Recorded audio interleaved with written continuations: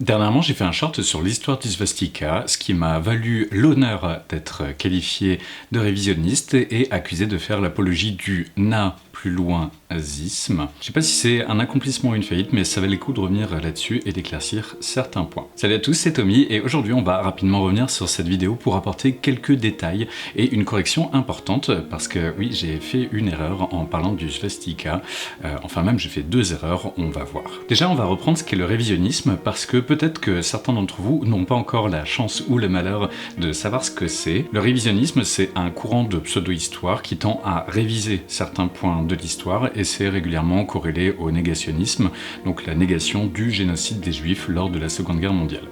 Certains prétendent que ça n'a pas du tout existé, et d'autres encore disent que c'est un point de détail de l'histoire.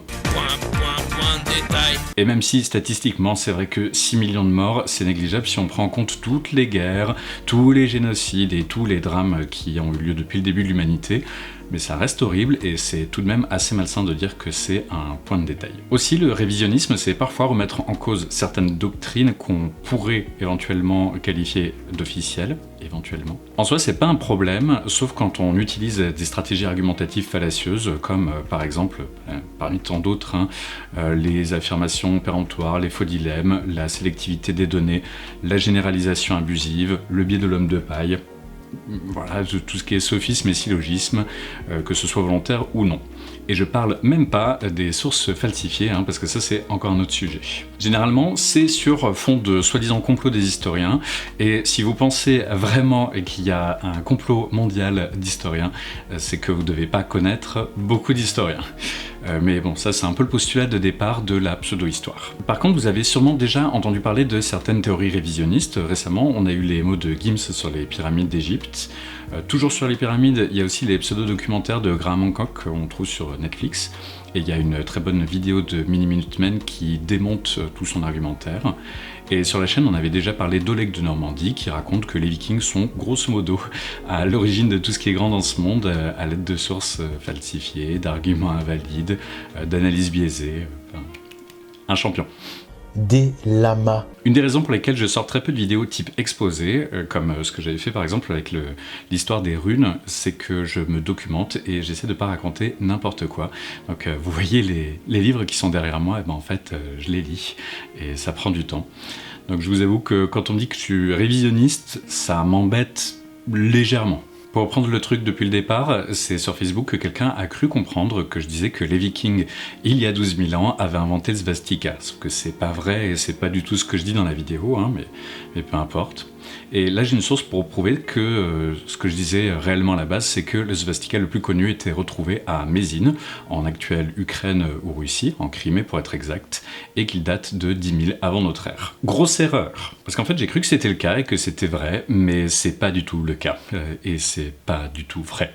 Je vous propose d'analyser ensemble ces fameux swastikas et de voir pourquoi ils sont pas valables et pourquoi en fait ce ne sont pas des swastikas. C'est ce qu'on a ici, ça ressemble à une cuillère, mais en fait ce n'est pas ça, c'est probablement une sorte d'effigie d'oiseau ou autre chose, on n'est pas tout à fait sûr de ce que c'est. C'est en ivoire de mammouth et ça a été effectivement retrouvé à Mézine en Crimée, et ça date de 10 000 avant notre ère et sa datation n'est pas du tout remise en cause, ça c'est accepté. Ça a été retrouvé à la fin du 19e siècle, et si on regarde la pièce de fouille, on voit qu'on a une partie avec des motifs rectilignes et des motifs comme ça, donc qui ressemblent un peu en fait à un motif de swastika. Mais c'en est pas un, et on va voir pourquoi. Déjà, vous voyez qu'il manque une partie du motif, parce que même si c'est une pièce de fouille qui est quand même plutôt bien conservée pour son âge, il y a une partie qui est un peu perdue sur le motif. Vous voyez que là, ce motif ici aussi, il a des directions. Et sur les branches de swastika et ou de croix gammée, parce que le terme de croix gammée est juste, c'est le terme de croix gammée na plus loin zi, qui est problématique, mais la croix gammée toute seule n'est pas forcément un problème en soi. Généralement, sur les croix gammées ou sur les swastikas, on a 4 branches qui vont dans 4 directions opposées. Et là, vous voyez qu'on a une branche qui va dans une direction, là, celle-là va dans la même direction, et celle-ci, elle va prétendument dans la même direction aussi. Vous voyez que là, ça finit comme ça. Et il y a d'ailleurs un dessin voilà, qui le montre un peu mieux. Donc ça dépend de comment on le lit, on peut le voir dans les deux directions, parce qu'au final, ce sont un peu des entrelacs. Cette pièce de fouet, elle a été retrouvée avec d'autres pièces, notamment celle-ci, sur laquelle on a l'impression également de voir des svastikas. Mais au final, quand on voit la pièce à plat, il n'y a plus trop de doutes possibles. À mon avis, c'est plutôt des décorations, et on le voit très bien aussi sur là, comme c'est montré. Voilà, il y a ce dessin aussi qui montre qu'en fait c'est plutôt ce que certains appellent des cornes de bélier par exemple quand on fait du tissage aux cartes pour les galons. Quand on voit ça, on n'a plus tellement envie de dire que ce sont des svastikas. Enfin en tout cas c'est mon cas et c'est le cas aussi de la personne qui a écrit cet article sur ce site, donc qui est Ariane Anthropology. Il y a pas mal de debunk de théories racistes et tout, et en fait ce qu'ils expliquent dans cet article aussi, c'est que la personne qui a publié le papier disant que en fait c'était sûr que c'était des croix gammées, il se trouve que c'est aussi un Autrichien et qu'il a publié ça en 1940. Je vous laisse faire le reste du calcul. Donc forcément c'était une personne qui avait un peu plus d'intérêt à voir des svastikas n'importe où.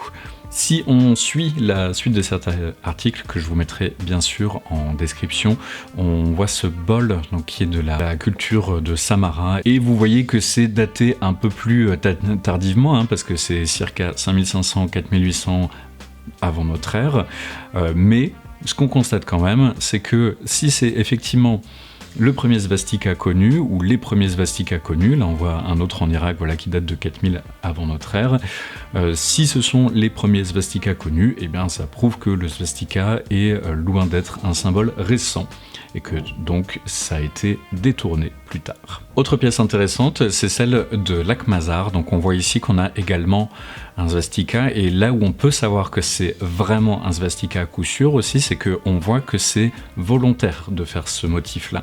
On voit que c'est pas en assemblant d'autres lignes que éventuellement on voit apparaître ce motif. Là c'est un motif qui est vraiment isolé, et il n'y a pas de doute, c'est un svastika. Et au passage vous voyez qu'il est orienté pour tourner vers la gauche, donc l'évogir. Et le fait que le svastika tombe dans un sens ou dans un autre ne veut pas dire qu'il y en a un qui est véhicule de haine et pas l'autre, ça n'a rien à voir. Donc cette pièce, elle a été retrouvée sur le site de Lac-Mazar, c'est en actuel Iran, et merci Alexis Sedou qui m'a retrouvé cet article sur Lac-Mazar, et donc cette pièce, elle serait datée de il y a 7000 ans, donc pareil, c'est sûrement un des plus vieux connus. Mon autre énorme erreur, ça a été de penser que je pouvais poster quelque chose de controversé, l'expliquer de manière plutôt simple et factuelle, et que personne ne me prête de dire que je n'ai pas dit. Parce qu'en fait, essayer de poster quelque chose de controversé, surtout sur Facebook, c'est un peu faire une expérience sociale aujourd'hui. Et encore, j'ai pas essayé sur feu Twitter. Rip in peace Twitter. Bref, si vous avez envie de voir où peut aller la malveillance des gens, allez lire les commentaires des Reels sur Facebook, entre ceux qui comprennent pas du tout l'outil, ceux qui insultent gratuitement les gens parce qu'apparemment ils ont passé une mauvaise journée, et ceux qui croient que c'est moi qui décide de ce qu'ils voient dans leur fil d'actualité. C'est un peu le bal des On a bien sûr ceux qui pensent que s'ils n'aiment pas une vidéo, il faut prendre le temps de le dire en commentaire de la manière la moins argumentée possible, plutôt que de juste passer à la prochaine vidéo. Et ce qui en général, en plus, fait qu'ils interagissent avec le contenu, donc Facebook va continuer à leur proposer du contenu similaire, ce qui fait qu'ils ragent encore plus en commentaire, et là c'est le Jormungand qui se mord la queue. Et parmi ceux-là, il y a ceux qui pensent que, comme j'ai dit que le svastika n'était originellement pas un symbole suprémaciste, je faisais l'apologie du « na plus loin-isme ». Alors que non.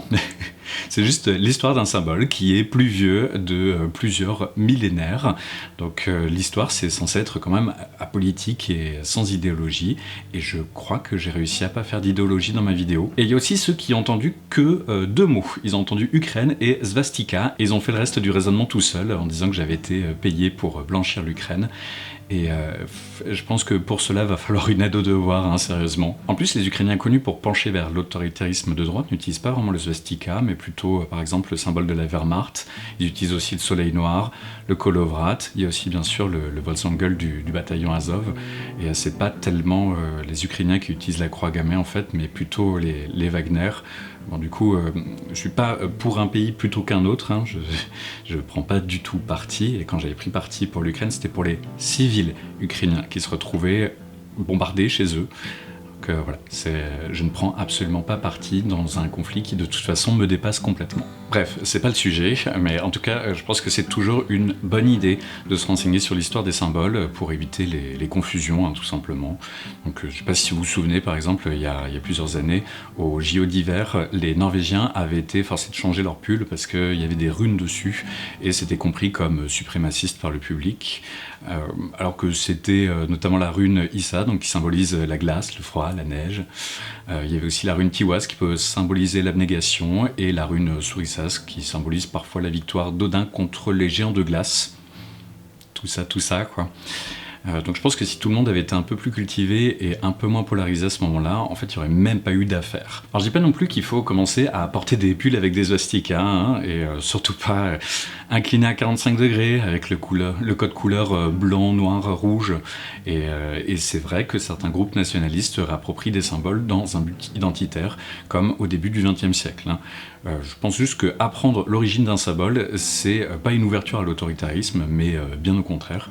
Et si je peux donner une conclusion optimiste, c'est que la meilleure manière de lutter contre l'obscurantisme, c'est de continuer à se cultiver soi-même. J'essaie de faire ça, et j'invite tout le monde, et surtout les haters, à faire de même. Merci beaucoup à Alexis Sedou qui m'a bien aidé sur le sujet, qui m'a notamment aidé sur le svastika retrouvé en Iran.